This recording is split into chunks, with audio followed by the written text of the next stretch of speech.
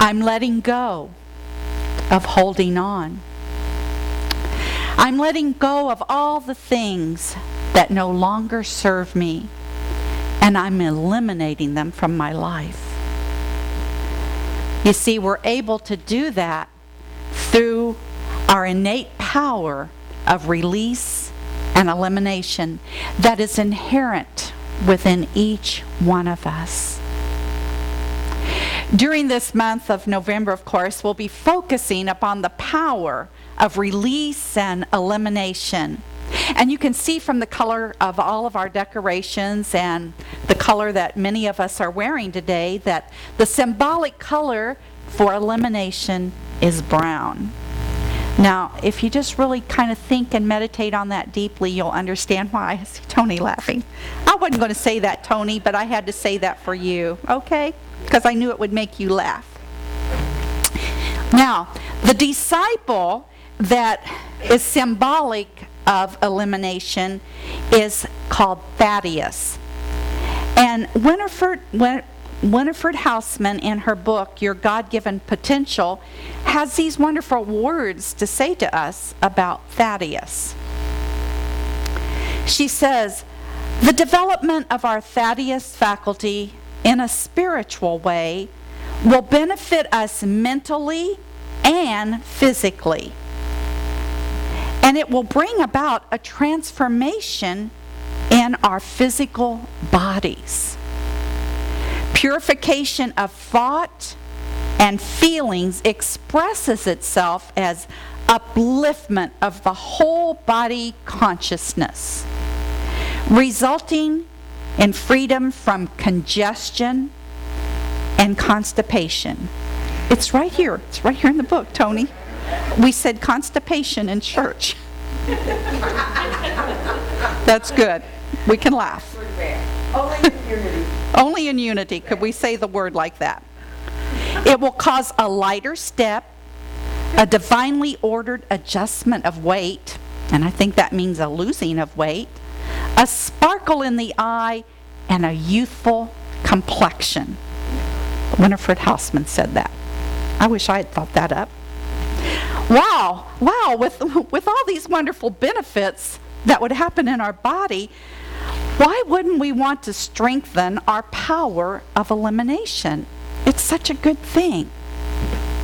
So, as we begin to try to understand at a deeper level the power of elimination, let us look to the 12 powers in you at the official definition. We always turn there for our official definition.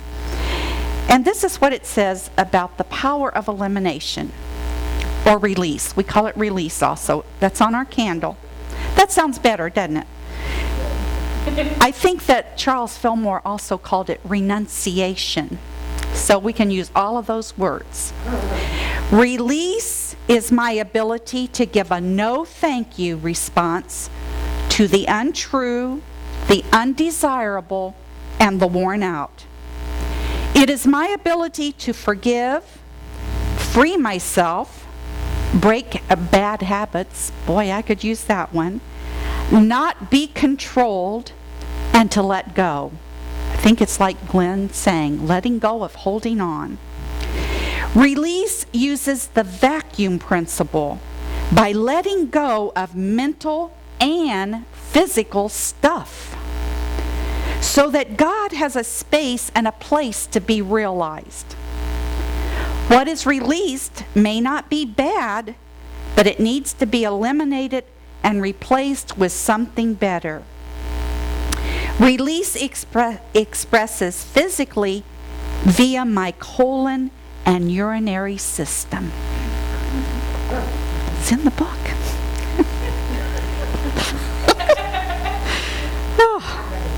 Okay. So, as we begin to focus on our power of release, the first thing we need to do is to begin to ask ourselves some deep questions then. For example, what are some of my limiting beliefs that I need to release from my life? Do I still believe at a deep level that I'm unworthy of my good? What limiting beliefs about myself and about other people might I have? Do I believe that maybe, as we said, that we're unworthy, but that maybe there's some other people that we meet that are just so totally unworthy of even us giving the time of day to and not acknowledging the Christ within them? And what is it that I truly, truly believe about God? Do I believe way down deep inside my subconscious mind that God is really an angry and punishing God of the Old Testament that we learned about? Or do I believe that God is a loving God like that is stated in the New Testament? What is it that I really believe at a deep level? If we have those thoughts, and I'm sure that on occasion that sometimes those issues still come up for us, especially as we're walking on our path. They'll just come up. And so if they do come up, that's exactly when we need to eliminate them, to release them and let go, and to insert our truth principles within them. So we do that, of course, through our denials and affirmations that we use in unity. Now, this all sounds great, because we want to have the sparkly eyes and the loss of weight and, a bounce in our step and an upliftment. And so we think, okay, so I'm going to start releasing. But sometimes when we begin to grasp the concept of release, there may come a point in our life where we may even need to release and let go of things that we consider so good and wonderful, just like it said in our definition. And let God be God in our lives. And this idea of letting go and letting God is explained at a deeper level by Reverend Williamson on page 265 in the 12 Powers. And he says, releasing something isn't just for what we consider bad stuff, the bad stuff that we want to get rid of. We often have to let go of ways of thinking, beliefs, and patterns, places, jobs, things that have been good and a helpful part of our lives. But now it's time to give up the lesser for something greater. Wow. Well, I know that we don't always want to give up the good, do we? We prayed about getting that good in our lives, and we really like our good. So now you're saying, oh, we might have to eliminate that? Well, looking back now, on my own life, I can see that this exactly happened to me back in 2001. You see, at that time I was living on the Navajo reservation. I was in this perfect, wonderful job that I love so much, and I was making a very, very good salary teaching. And I had this beautiful, beautiful duplex, 3 bedrooms, 2 baths, and cheap rent. All my utilities were furnished. So by all outer standards, it was a dream come true. It really was. However, God was calling me to a higher purpose. God was saying, it's time to eliminate that, to release that from your life and go to this higher purpose. Now, I have to admit that maybe I wasn't such a good Unity student then, because I was listening to my guidance, to my higher power that said it's time to release. So I signed my resignation in March, but I cried every day until May when I left school. Yeah, I really did, but I knew in the back of my mind that this was what I was supposed to be doing, but the human part of me just didn't want to let go of that good. That was so good. And then I knew that the way to not lose my mind was to go to a Unity Village, to a retreat. And so the last day of school, my car was packed and off I went to Unity Village, traveling. So when I got there, of course, we went into the silence about Wednesday. So you can imagine, have you ever been in the silence for a long, long time? Not just our little minute or so here, but I mean for all that evening, all the next evening, getting up, having breakfast in quiet, and then finally able to speak. Yeah. So it was during that time in the quiet that it was really shared with me. I had this little inkling that I was supposed to become a unity minister, but I was saying, no, God, no, I don't like to speak in public. I like to be quiet, really. Can you believe that now? But God had a greater plan. And so here I am now before you, of course, after I listened to God and able to speak now. You know, that's my story, but, there's another story that I'd like to share with you about Reverend Catherine Ponder. How many have read Catherine Ponder's books? Yeah, she writes prosperity books. And she realized the power of elimination many, many years ago also when she was writing articles. I didn't know this about Catherine Ponder, but she was writing articles. And then there came a time in her life where it seemed like everything dried up. And she was getting all these rejection notices from publishers. No, we don't need your article. But she looked at it differently. She looked at it as a great blessing. And she's quoted as saying, "It became evident that the rejections were an indication that I was not thinking big enough.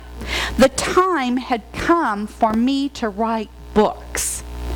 The rejection slips were nothing but success, trying to be born in me in a bigger way." Wow. Can you imagine a person getting all these rejection notices? And I think our human nature would usually take over and go, oh, I'm just not a good writer, and oh, gee whiz, woe is me, and this is how I make my living and everything. But she didn't look at it that way. She completely eliminated article writing from her life, and she went on to be the successful author and spiritual leader, of course, that she is. And she didn't wallow in her self-pity. Well, in your own spiritual life, you might be sitting there thinking, well, I'm not going to be called to be a unity minister, or I'm not called to be a great writer. But you never know. And if you are, then yes, listen to your higher guidance. But God might not be calling you to leave a home, to leave your lifestyle, to leave everything. However, God is calling each one of us to thoroughly understand the power of elimination, and God wants to create this vacuum principle where there's this void, if you will, and then Spirit rushes in to fill it with something better. That's what the vacuum principle is all about. So we can do this power of elimination in a physical way periodically. And the way we can easily do this and get into the mood of knowing what the power of elimination is all about is that we can go to our closets and look in there and see what it is that we can't wear anymore, either bigger or smaller, or what doesn't serve us anymore, like the way we want to dress. I know that Janie and I, we do True Radiance, and so there's certain clothes that we just can't wear, that we don't look good in. So, and so we can go to that. We could go to our garages that are stuffed full of stuff. I just hate to even go out to our garage. It's so stuffed full of stuff. Yeah, well, we're getting to that. And I bet all of you, how many have a storage locker somewhere with cram full of stuff? Margaret. Yeah. So we can look in there and we could say, is this stuff serving me? Or is it just clutter in my life? And if it is clutter, you know what we can do? We can get that clutter out. We can begin stacking it up. And we could give it to charity, to the thrift stores. Or we could, I'm getting there. She's ahead of me. Or we could be really industrious and give our own yard sale and make some money ourselves. Thank you. Or we could bring it on November 16th to church and give it to our yard sale here, our annual yard sale. Because this is a time we always talk about elimination and release. So I had to just put a little plug in for the yard sale. And you know what? It's such a wonderful recycle process. It's give and take, because then we can recycle what's wonderful and good and useful and give it away. And then, the blessing will be that the person that would buy it or get it for free even, would really love it and appreciate it, and it could be so useful. So you see the law of give and take right there. Now that's a physical way of doing it, but not only is it important for us to release old things that no longer serve us, but it's also so important when we're beginning to do the power of elimination is to eliminate words and phrases that are not of a positive quality from our vocabulary. I have this one friend that a lot of times uses the word, "Give me a break." She's always saying, she's telling a story. We know who this is. And so she's always saying, "Give me a break, give me a break." And one day I said, "Would you just kind of watch saying that phrase?" I want to tell you a story about another acquaintance that I had that used a similar phrase. And she was saying, "I need a break. I need a break." She was overworked and she wasn't taking time from work and she was run ragged, and she kept saying, "I need a break. I need a break. I need a break." She kept doing that for months. And guess what? She had a motorcycle accident and she broke her arm and her leg. So, in essence, she has been saying a prayer. "I need a break." Well, we could do that in a good manner and saying, "Hey, I need to take a day off work, I need to slow down," or whatever. But she chose to keep saying these words, these unhealthy words, "I need a break." And she got her break. She was bedridden for a while, with her leg, and it took time to heal. And she said, "I'll never use that phrase again." She was unity-minded, and she knew what she had done. She knew exactly. So it's so important to begin watching our words and our phrases. Of course, there's other phrases that just come at us, that are bombarded all the time by well-meaning folks. And sometimes we even do it ourselves. Maybe we even do it in church. I don't know. You have to tell me. But, we might be saying things like, "Well, the swine flu's going around this season," or the bird flu, or whatever flu it is, or just the flu. And, it's up there in, wherever, Maine, New York, and it's coming our way down here to Florida. You know that, don't you? And we're all going to get it. We're all going to get the flu this year. You know that? No. Oh, good. I'm glad you're saying no. Yeah, I'm not getting it either. Or, well, I'm just saying in general. Maybe out in Publix, you might hear this, or out in the world, you're going to hear this. And oh my goodness gracious, I know that you all hear this one because it comes across our TV. Now, if you take the purple pill, or the green pill, or the blue pill, or the whatever pill, the white pill, it's going to free you of your illness, And then, but if you take the purple pill, or the blue pill, or whatever pill, well, you're going to have these side effects. So whenever those commercials come on, I just click my mute. I'm not going to let that enter my consciousness. Game people play. Yeah, they're playing a big game. They're selling lots of pills. Whew. Well, anyway, so you get the idea about phrases, right? You get the idea about phrases and things that come at us, and negativity that really is all around us. So when I worked at Unity Village, and you try to walk a good walk when you're at Unity Village, and you try to be in principle, each one of us, whenever we would hear a phrase from another person, or if we would say it, we were always going, cancel, cancel. If we were saying, "I'm going to catch the flu," yeah, like cancel, cancel.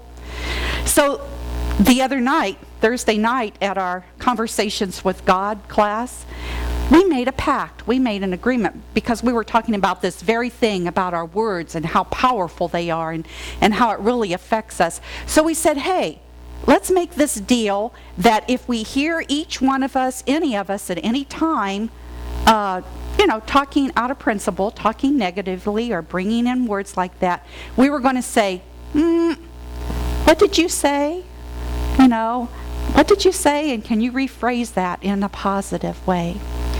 So since we're doing that because we really want to know principle really well and we want to, walk our path really good. So I'm saying to you as a congregation, hey, if we hear anyone saying that, do you think that we ought to do that? Now let's do it lovingly with compassion. Don't just go, hey, what'd you just say there? But if we can say, what did you just say? What were your words right then? Do we agree? Yes. Yes. Okay, I hear some yeses up here. Yes? Okay. But let's do it with love now, people. Let's do it with love. Because, see, we're trying to make a sacred space here, and we're trying to go to that deeper compassion. What? I love you. That's even better than this. I love you. What did you say? I do too. What did you say? That's much better. Come out. Oh, that's what that means. I thought it was a rock concert. Really? Wait, what? Yeah. Well, we get the idea then. So yeah, let's use that in our church setting, especially, because we want positive energy flowing here, don't we? Yes, definitely. Well, just to help us out with that, in case anybody's not quite on board, and thinking, oh, they're going to watch what I say now here at church. But in the 12 Powers in You again, Reverend Williamson shares with us these consoling words about reminding each other about the process of release. And he says, release requires the honesty, humility, and courage to face what I may be doing to myself and to others. I let go by admitting it, talking it out, diffusing it, and forgiving myself. I make courageous, honest self-analysis a continuing part of my spiritual practice. It is positive to face up to and to let go of the negative. So that's why we're doing it. We're not wanting to do it to say, oh, I caught you being, out of principle. No. It's because of what all that stuff is that's coming our way, and we don't want it entering our subconscious mind. So God bless all of you this month, especially as you learn more about the power of release and how to use it effectively in your life. And so we're just going to give away all that negativity. Namaste.